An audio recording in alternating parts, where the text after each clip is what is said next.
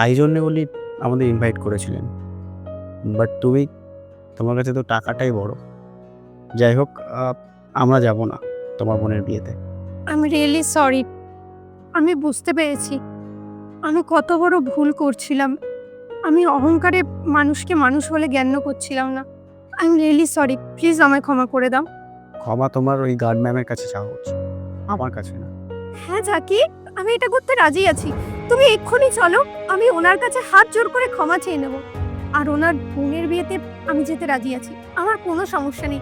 তুমি যদি বলো আমি এক্ষুনি গিয়ে ক্ষমা চেয়ে আসছি। না থাক, এখন আর যেতে হবে না।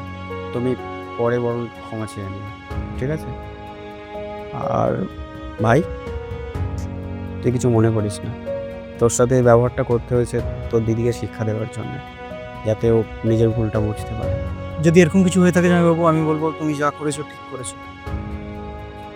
আর তুই এই কাজটা করার আগে তোর মুখে লজ্জা এলো না? তুই দাঁড়া, আমি মার কাছে গিয়ে সব বলবো। না থাক, সেটার দরকার নেই, কারণ এটা আমার পরিবারের ম্যাটার। আর আমি চাই আমার পরিবারের ম্যাটারটা আমার পরিবারের মধ্যেই থাক, তোমাকে কিছু বলতে হবে না। আর তুমি দাঁড়িয়ে আছো কেন? যাও, তোমার ভাইয়ের জন্য কিছু খাবারের ব্যবস্থা করো। হ্যাঁ হ্যাঁ, আমি এক্ষুনি গিয়ে তোমাদের দুজনের জন্য কফি বানিয়ে আনছি।